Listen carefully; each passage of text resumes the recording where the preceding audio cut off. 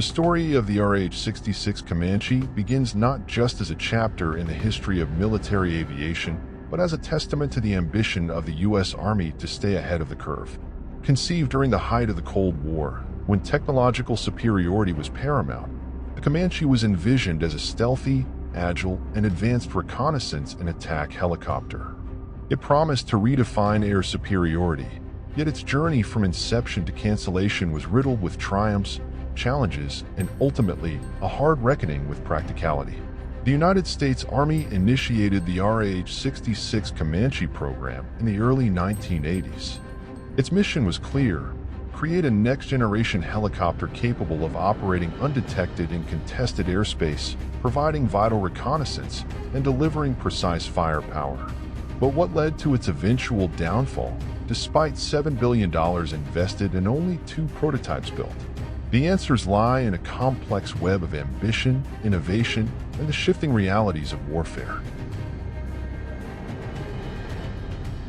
In the early 1980s, the Cold War rivalry between the United States and the Soviet Union was in full swing. The military landscape was evolving, and traditional methods of reconnaissance and attack were proving vulnerable to increasingly sophisticated radar and air defense systems. The U.S. Army sought a solution: a helicopter that could penetrate enemy lines undetected, gather critical intelligence, and deliver surgical strikes. This vision gave birth to the Light Helicopter Experimental (LHX) program, which later became the RAH-66 Comanche. Spearheaded by Boeing and Sikorsky, 2 of the most prominent names in aerospace engineering, the program promised to deliver a marvel of modern technology. The Comanche was designed to replace the aging OH-58 Kiowa and AH-1 Cobra helicopters, which had served well but were increasingly outmatched by newer threats.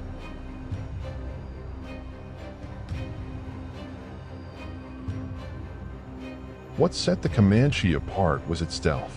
Borrowing principles from the stealthy F-117 Nighthawk, the Comanche was designed to be virtually invisible to radar.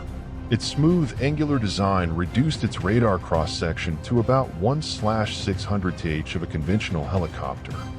The aircraft was coated with radar-absorbent materials and featured retractable weapons bays, allowing it to maintain its stealth profile even while carrying armaments.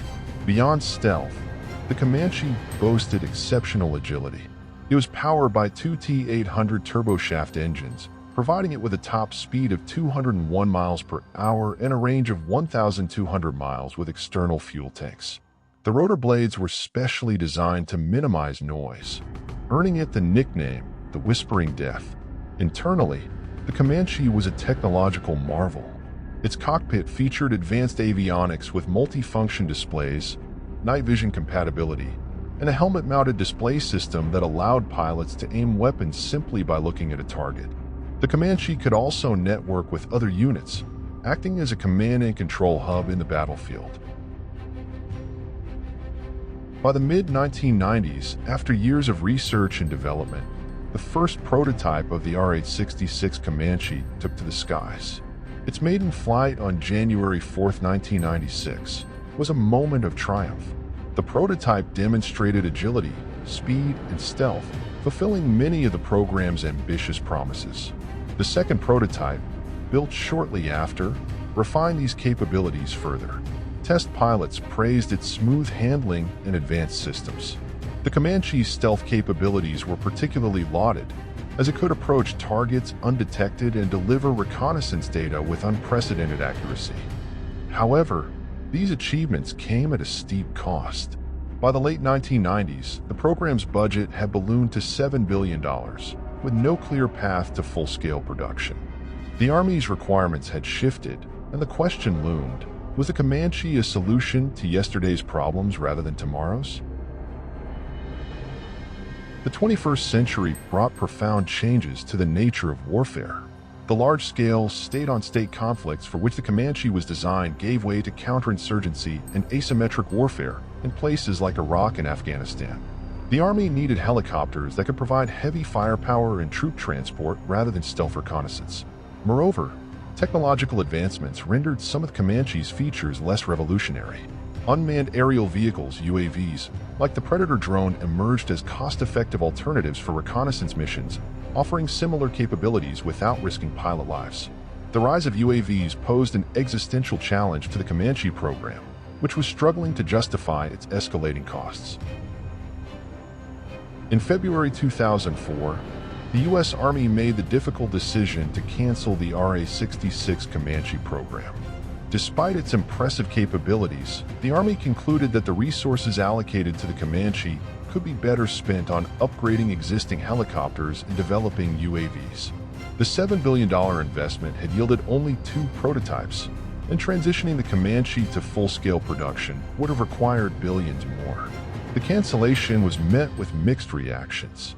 Critics argued that the Comanche represented a squandered opportunity, a glimpse of what could have been a game-changing platform.